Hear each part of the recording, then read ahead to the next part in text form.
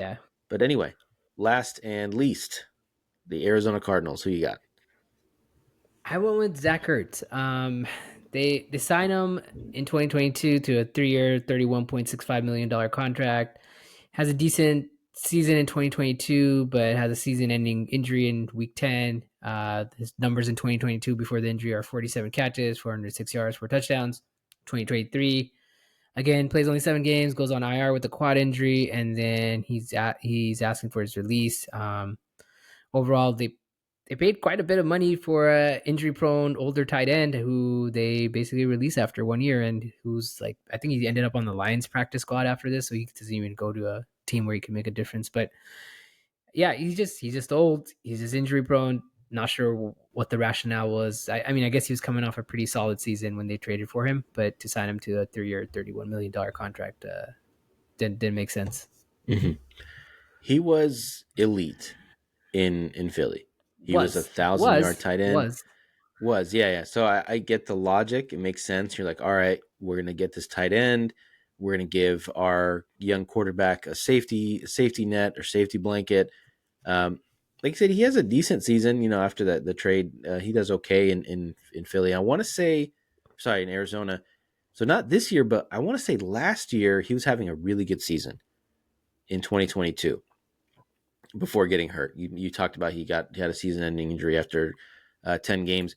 I don't want to keep relying on fantasy stats, but I just remember him being a reliable fantasy tight end in 2022 before falling off completely and having that season-ending injury. So yeah, I mean it makes sense. It's a lot of money to pay a guy that doesn't give you much, but yeah, unfortunately, it's mostly injury related. Um, Yep. this is another one where I broke the rules because I didn't want to pick Zach Ertz. Like the same guy as you. That's another reason why we expanded it out to 2018.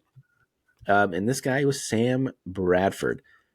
People call him the finesse god because he just keeps getting paid or kept getting paid by teams to not play. He's To drafted not by the play. Rams. He gets traded to Philadelphia for a first round pick. He gets traded to Minnesota for another first round pick, I want to say. Gets and then ends up on the Cardinals. And he was the number one pick too, right? He was That year. yeah. I want to say he was the number one pick. I mean, he was great in college, so I get it. He was great in Uh, college. And I think he's the last rookie quarterback to get paid before they do the rookie like salary cap. Bro, you read my mind. I was literally about to say that. He got a crazy contract.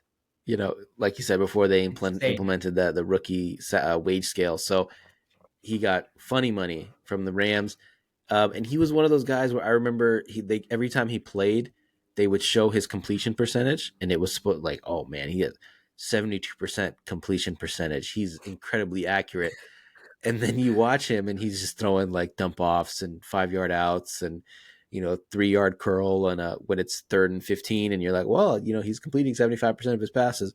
But anyway, for the Cardinals, they sign him. They give him $15 million to be their bridge quarterback before they traded up to draft Josh Rosen, which was another disaster in itself.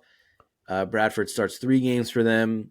He ends up being basically inactive after that and was released in November. So they gave him $15 million guaranteed to spend, I don't know, 2 months with them. So again, he just finessed the Cardinals. He didn't have to work the rest of the season. So good for him. Not so good for the Cardinals. But do you remember the Sam Bradford era in Arizona? I'm sure you do. You probably enjoyed it a lot. I yeah, yeah, I did. Absolutely. I'm like, fantastic. I'm just glad they tanked so hard that they got number one. And took decided. Well, I was hoping we'd get number one. The Niners would, but then when it was clear they were gonna take Kyler Murray, I was like, thank God, thank God. I didn't enjoy it as much because I wanted to win like one more game so we Mhm. could get the number one and take Bosa, but we still got Bosa, so it worked out. I remember that year the Raiders went into, again. I keep talking about the Raiders. My mistake or my fault. But you see the hat. I mean, you got the Raiders hat. I remember they went into Arizona. And Derek Carr was throwing touchdown passes to Marcel Aitman and a bunch of guys off the practice squad, and they beat the Arizona Cardinals. When if they lost that game, I know they lost to the Niners that year, but if they had lost that Oh, game to Arizona, they would have had the number two, right? would have had Something the like number that. 2 pick. Would have picked Yep. Nick Bosa. instead Oh, of that Cleveland that's a Farrell. that yeah. There you go. There you go. Because the Rangers have the fourth pick in that draft, right? I want to say they had the Yeah. third pick or the fourth. No, Was it? I thought the Jets had third. And they picked Was it the Sam Jets? Darnold. Quinn and Williams. No, they Quinn picked Sam Williams. Darnold. No, Darnold was before. Darnold was before. No.